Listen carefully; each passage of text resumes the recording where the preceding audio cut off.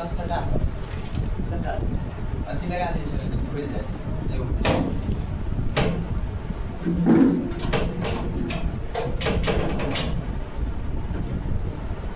चलिए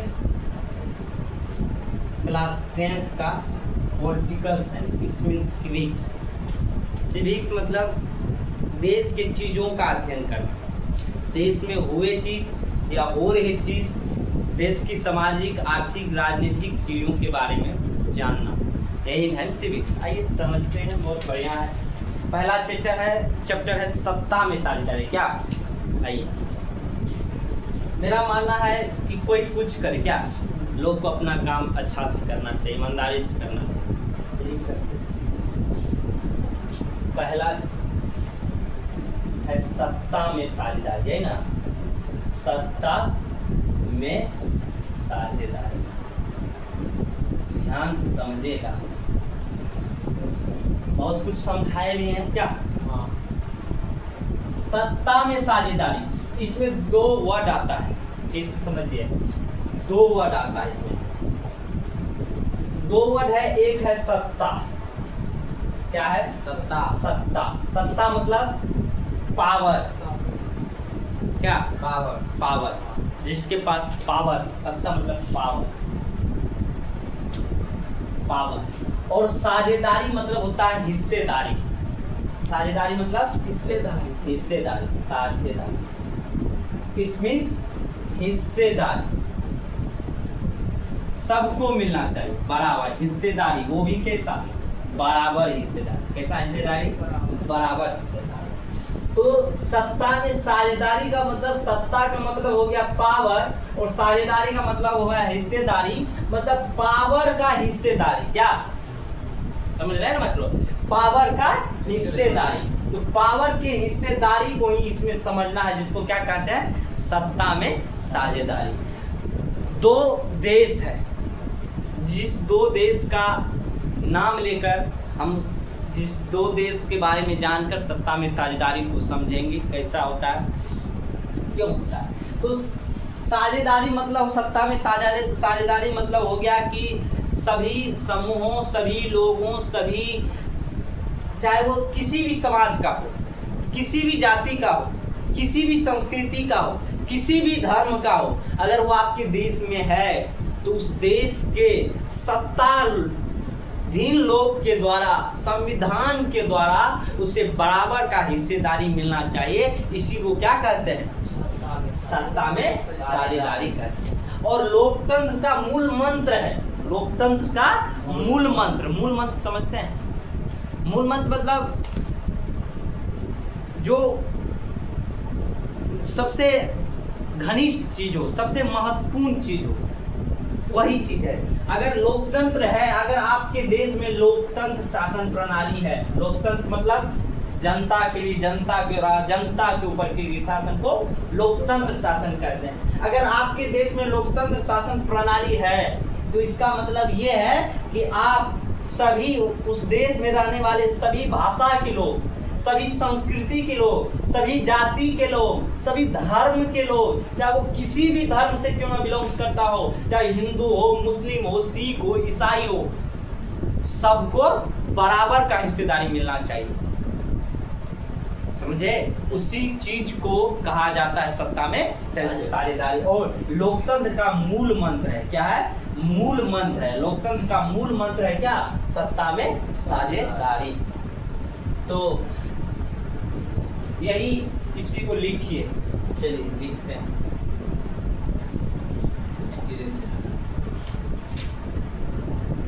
यहाँ से लिखेंगे,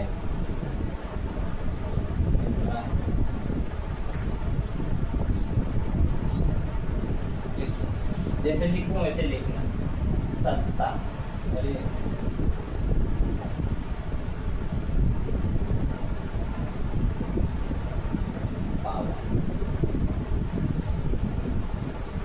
लिखिए, कॉपी में लिखिए, जिसको भी लिखते हैं। साझेदारी मतलब हिस्सेदारी,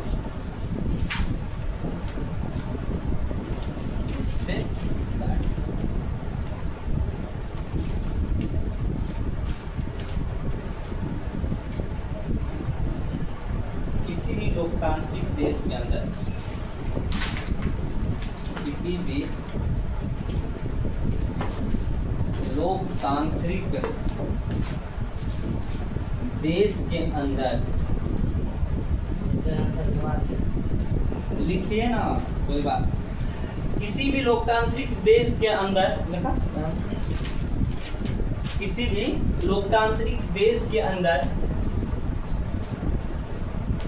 सभी धर्म, जाति, लिंग,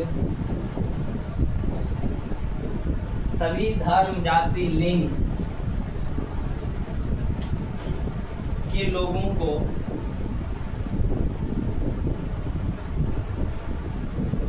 बराबर की हिस्सेदारी मिले, बराबर की हिस्सेदारी मिले, हिस्सेदारी मिले तो उसे ही सत्ता में क्या कहा जाता है? साझेदारी कहा जाता है।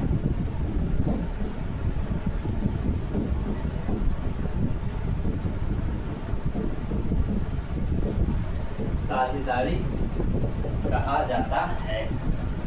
और लोकतंत्र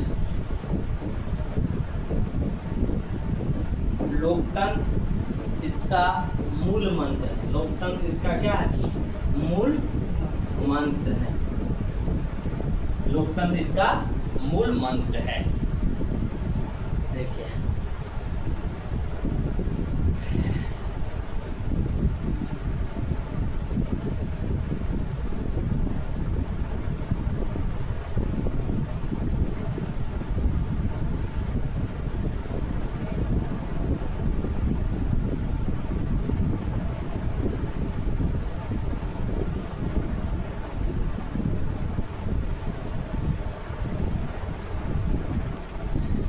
चलिए आगे।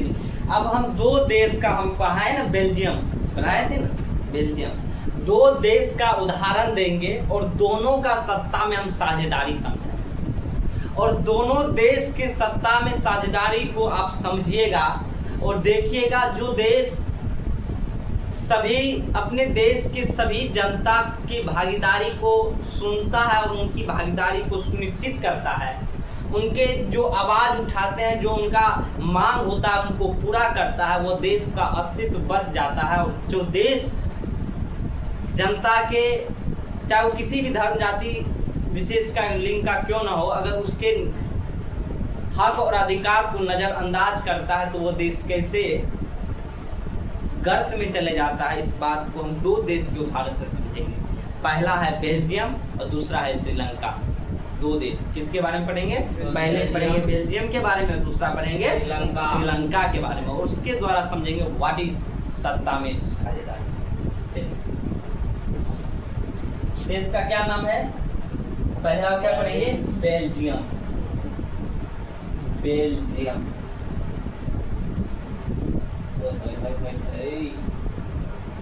बेल्जियम। देखिए बेल्जियम जो है ये यूरोप महादेश है ना, उस यूरोप महादेश का एक छोटा सा देश है, छोटा सा नन्हा सा प्यारा सा देश है, जिसकी जनसंख्या जानते हैं कितना है? जितना हम लोग महीना में पैदा करते हैं, 1 करोड़, मात्र 1 करोड़। उस देश की जनसंख्या 1 करोड़ है। उस 1 करोड़ की आबादी वाले देश में की उदाहरण से हम लोग समझेंगे कि व्हाट इज सत्ता में साझेदारी। तो पहले लिख लेते हैं, क्या लिखेंगे? यह यूरोप का एक छोटा सा, यूरोप का एक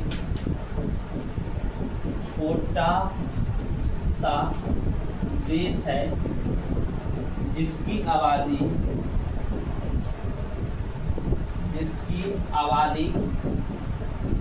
आबादी 1 करोड़ के लगभग में है। 1 करोड़ के लगभग में है। क्या है, भारत का युवा जगा हुआ है। भारत का युवा जगा हुआ है, 1 करोड़ महीने में वो पैदा कर देता है। भारत का युवा अभी जगा हुआ है। वो अगर जगता अपने लोकतांत्रिक अधिकार के लिए, सत्ता में साझेदारी की तो अलग बात, लेकिन दूसरे चीज में जगा। यूरोप का एक छोटा सा देश है जिसकी आबादी 1 करोड़ के लगभग में है। इस 1 करोड़ की आबादी वाले देश से बेल्जियम जो है, इससे हम समझेंगे कि सत्ता में साझेदारी कैसे होता है।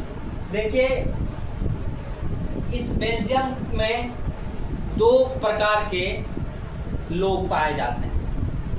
कितने प्रकार के? 2 प्रकार के। 2 प्रकार के भाषी लोग पाए जाते हैं, जो एक डच बोलते हैं और दूसरा जो फ्रेंच बोलते हैं। एक डच बोलते हैं, दूसरा फ्रेंच बोलते हैं। देश की 59% लोग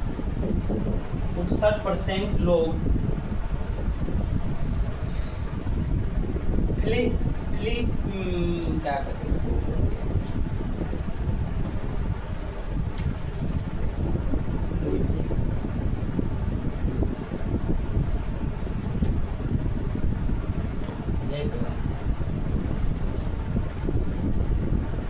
फ्लेमिश क्षेत्र।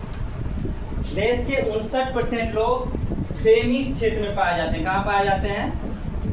10% लोग फ्लेमिश में रहते हैं। कहाँ रहते हैं?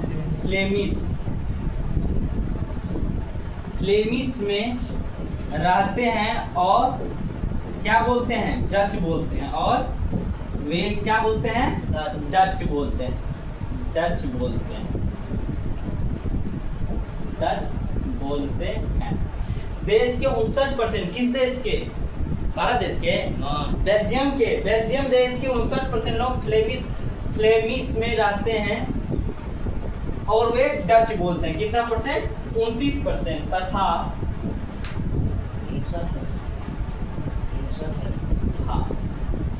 तथा बाद बाकी जो 40% लोग हैं, 41 मतलब 40%, 40% लोग वेलोनिया शहर में रहते हैं। कहाँ रहते हैं? वेलोनिया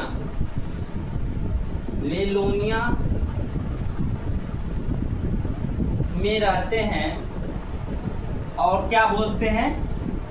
फ्रेंच बोलते हैं। क्या बोलते हैं? और वे फ्रेंच बोलते हैं। वे फ्रेंच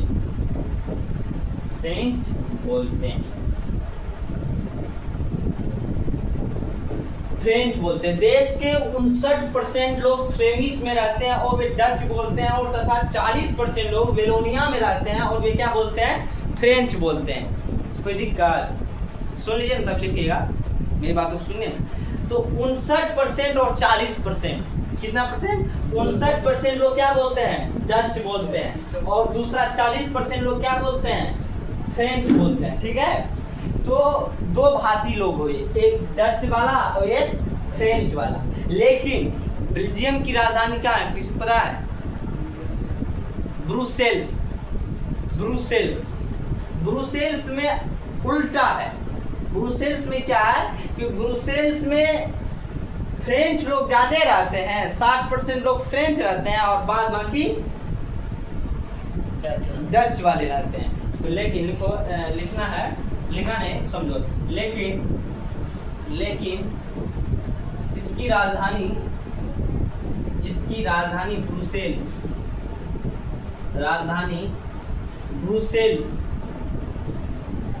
ब्रुसेल्स में फ्रेंच लोग ज्यादा, फ्रेंच बोलने वाले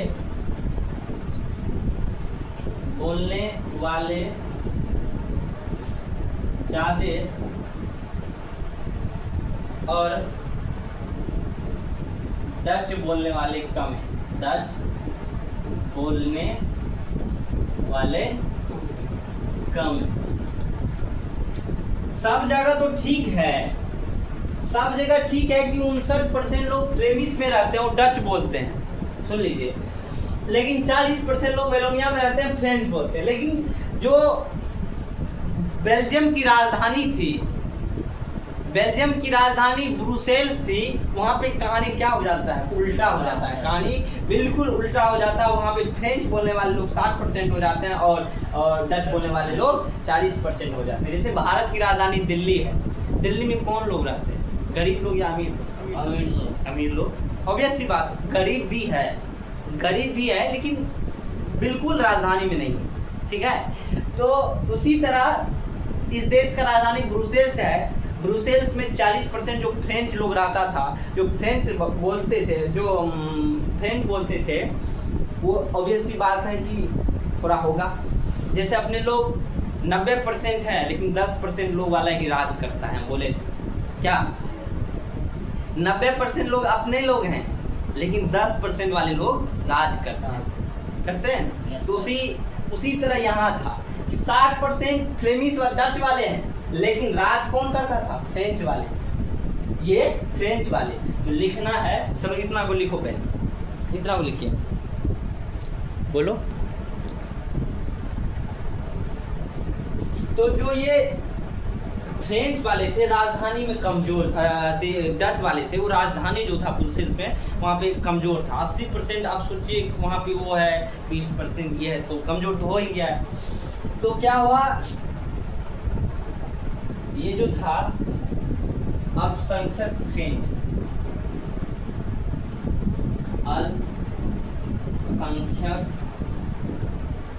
अल्पसंख्यक था ना फ्रेंच,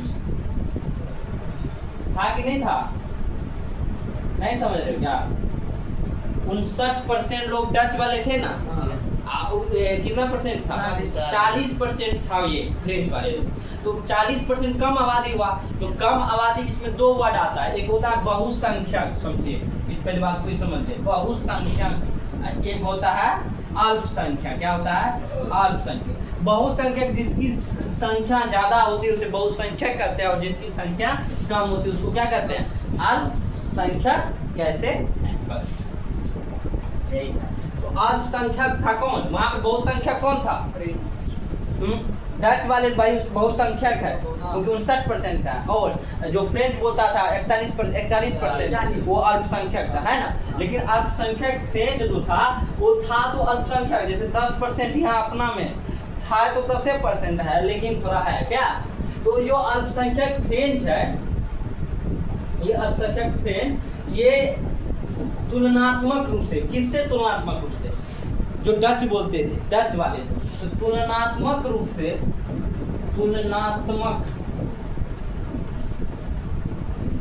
से ज्यादा समृद्ध और शक्तिशाली था। क्या था, समृद्ध और शक्तिशाली था,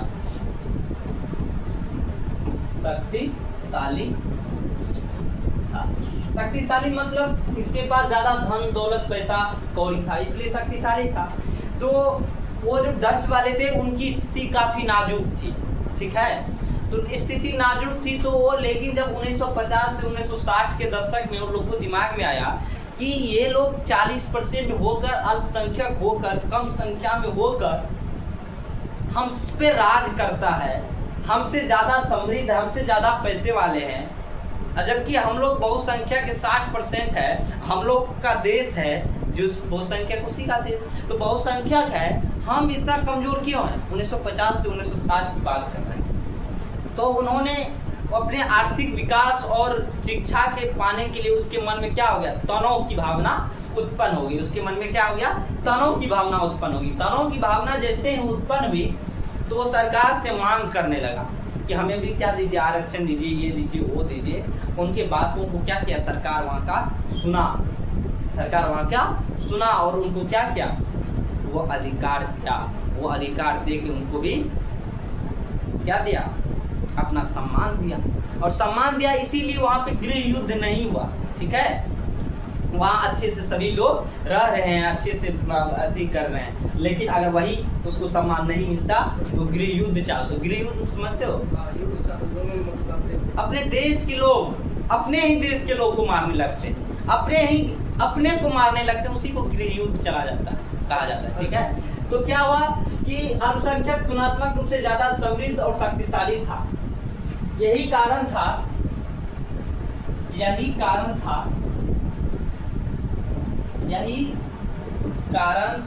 था कि 1950 से 60 के दशक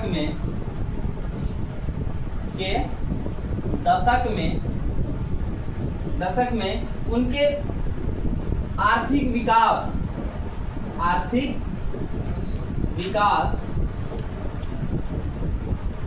एवं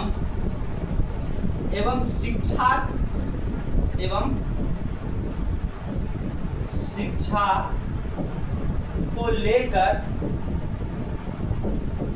मन में क्या हो गया, किसमें,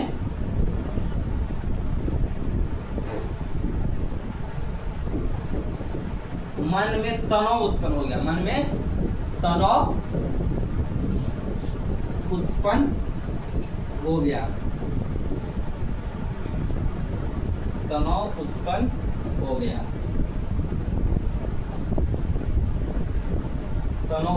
हो गया। किसको?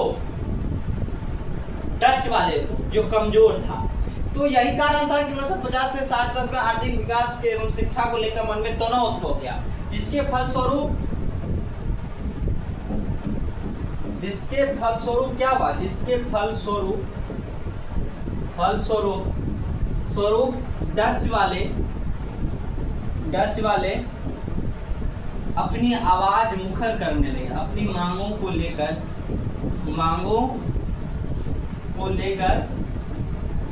को लेकर क्या हुआ? आंदोलन करने लगा। क्या करने लगा? आंदोलन करने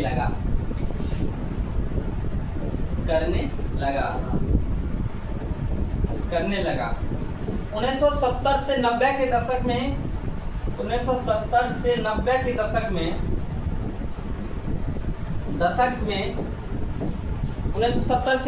दशक में वहाँ के जो सरकार थे, उस दशक में सरकार ने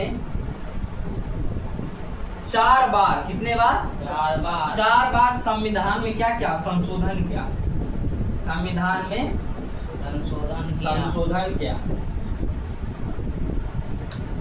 संशोधन किया ताकि सभी को बराबर का हक मिल सके। बराबर का क्या मिल सके? हक मिल सके। और वहां की सरकार इस बात को समझा, इसीलिए ना, अगर नहीं समझता तो गृह युद्ध चालू हो जाता और अपने ही देश के लोग अपने को ही मारने पर उतारू हो जाते। बराबर हक मिल सके।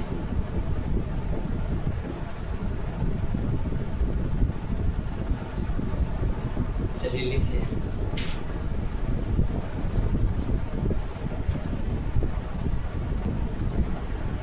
तो वहाँ के सरकार जो थे, वहाँ के जनता के प्रति संवेदनशील थे, और यही कारण था कि उन्होंने संविधान में 4 बार संशोधन किया ताकि सभी को अपना अपना हक अधिकार मिल सके। और अब बिल्कुल ठीक, सबको अपना अधिकार मिला तो सब क्या है, अगर भोजन सबको मिले तो किनको क्या दिक्कत, आसानी से। चलिए, तो यही था बेल्जियम के बारे में। अब एक देश है श्रीलंका, उस श्रीलंका के बारे में जानते। देखिए, वो उसके डायरेक्ट विपरीत था और यही कारण है कि वहाँ पे गृह युद्ध छिड़ गया। आइए समझ लेंगे। मिटा दूं? पक्का?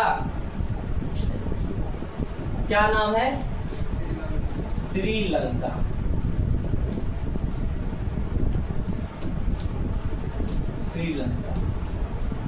श्रीलंका जो है यह द्वीपीय देश है। कौन सा देश है? द्वीपीय देश है। श्रीलंका हमारा पड़ोसी है। पहली बात क्या है ना, श्रीलंका पड़ोसी है ना। देखिएगा इंडिया के चित्र में ये जो यहाँ पे है, तो यहाँ पे थोड़ा ऐसे लटका रहता है, ऐसे लटका रहता है ना, तो यही श्रीलंका है, ये जुड़ा रहता है।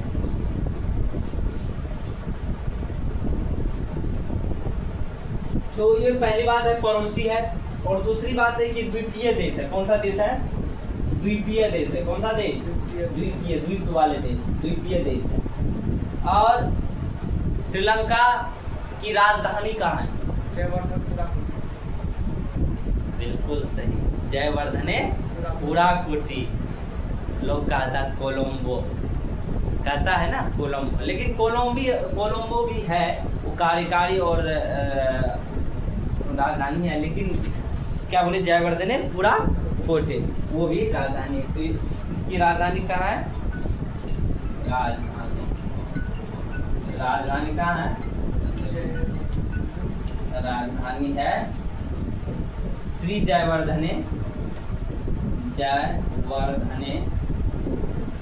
पुराकूट, यही ना, पुराकूट इसकी राजधानी है। इस बात को जान लीजिए, सभी आदमी दिमाग में बहुत कोलंबो कोलंबो कोलंबो खोजते रहता है। श्री कौन लिखा है? कब? अच्छा, तो श्री जयवर्धने पुराकोटी है, ठीक ना। पड़ोसी है, द्वीपीय है और राजधानी। यहाँ पे जो है दो तरह के आदमी पाए जाते हैं, दो भाषा बोलने वाले। कितने भाषा बोलने वाले? दो भाषा बोलने वाले। पहला है सिंघल, क्या नाम है? सिंघल। और दूसरा है तमिल। ये तमिल वाले जो हैं, ये अपने तमिलनाडु जो यहाँ है ना, यहाँ भी तमिलनाडु है और ये इसी से सटा हुआ है ना श्रीलंका। तो ये तमिलनाडु वाले कुछ यहाँ पे चले गए, बस गए हैं, और यही कारण है कि यहाँ पे कुछ तमिल लोग भी रहते हैं। लेकिन सिंघल जो लोग हैं वो मूल निवासी है। क्या है? मूल निवासी। वहाँ की क्या है? मूल निवासी है। ये सिंघल यहाँ के क्या है? मूल निवासी। मूल निवासी है ये, मूल निवासी। और ये लोग यहाँ पे क्या है? तमिलनाडु से आए। कहाँ से आए हैं? तमिलनाडु, तमिलनाडु से आए। तो इसी दो के बीच क्या होता है? टकराव चलते रहता है। क्या हुआ?